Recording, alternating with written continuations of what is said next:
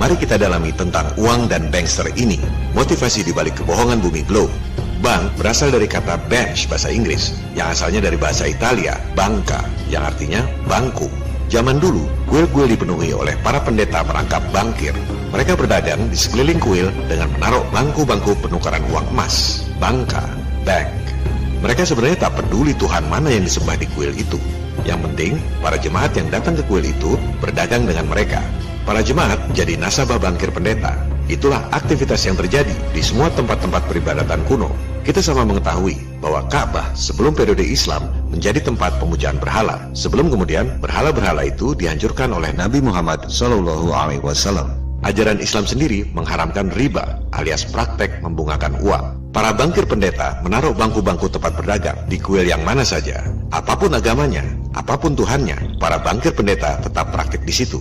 Kemudian, seperti yang dijelaskan lewat film kartun tadi, jika bankirnya korup dan nasabah tak bisa tarik kembali emasnya, nasabah pada ngamuk dan menjungkir balikan meja alias bangku atau bangka itu. Dari situlah timbul istilah bankrupt alias bangkrut. Bagi rekan-rekan yang beragama Kristen, tentu mengetahui kisah Nabi Isa atau Jesus menjungkir balikan bangku-bangku tempat berdagang di tempat ibadah. Itulah yang disebut bankrupt. Nabi Isa atau Jesus membangkrutkan para pendeta bankir. Jadi, sistem ekonomi berbasis bank sentral yang sebenarnya swasta, yang motivasi sebenarnya adalah mencari profit, yang diajarkan di semua sekolah di seluruh dunia, sebenarnya bertentangan dengan ajaran agama.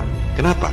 Karena ajaran agama mengharamkan sistem yang dibuat untuk menguntungkan segelintir orang dengan merugikan umat manusia yang lain. Itulah sistem uang kertas yang ada di dompet Anda yang didesain oleh para bankster.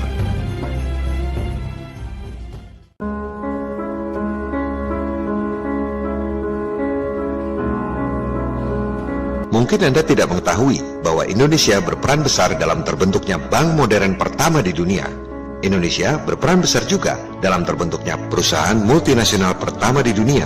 Dan Indonesia berperan besar dalam terciptanya pasar modal pertama di dunia. Ini adalah fakta-fakta yang tak diajarkan di sekolah Indonesia. Di sekolah Indonesia diajarkan bahwa Indonesia dijajah Belanda selama ratusan tahun. Yang terjadi sebenarnya adalah seperti ini. Tahun 1596, pelaut Belanda Cornelis de Houtman tiba di Banten untuk menjajaki potensi kekayaan alam Indonesia. Saat itu, Inggris menjadi kaya dengan menjajah India. Cornelis de Houtman melihat potensi Indonesia menjadi tanah jarahan Belanda, seperti India jadi jarahan Inggris. Dari situlah timbul istilah Hindia Belanda. Rombongan de Houtman kembali ke Belanda. Mereka menceritakan potensi jadi kaya dengan menjarah sumber daya alam Indianya Belanda, maksudnya Indonesia. Mereka butuh duit dan butuh tentara, tapi mereka tak punya modal. Maka mereka usul bikin badan usaha dan minta modal pada masyarakat. Bukan cuma masyarakat Belanda, tapi juga masyarakat di negara-negara sekitarnya. Maka jadilah VOC sebagai perusahaan multinasional pertama di dunia. Bahkan VOC kemudian tercatat sebagai perusahaan pertama yang paling sukses dalam sejarah semua perusahaan di dunia. Ini adalah arsip lembar saham pertama di dunia.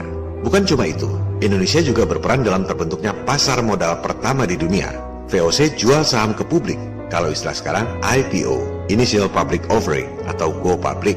VOC adalah perusahaan TBK pertama di dunia lewat pasar modal pertama di dunia. Gara-gara Indonesia. Peran Indonesia belum selesai sampai di situ. Setelah dapat modal, kemudian VOC menjarah sumber daya alam Indonesia, dibawa kembali ke Belanda, dijual di sana. Taruh duitnya di mana? Maka dibentuklah Wissel Bank 1609. Wissel Bank artinya Currency Exchange Bank. Persis seperti yang diceritakan di gambar kartun tadi. Itulah bank modern pertama di dunia yang jadi cikal bakal semua bank sentral yang ada di dunia saat ini, pusat peredaran uang. Jadi, Indonesia berperan sangat besar dalam terbentuknya perusahaan multinasional pertama di dunia, TBK pertama di dunia, pasar modal pertama di dunia, dan bank modern pertama di dunia.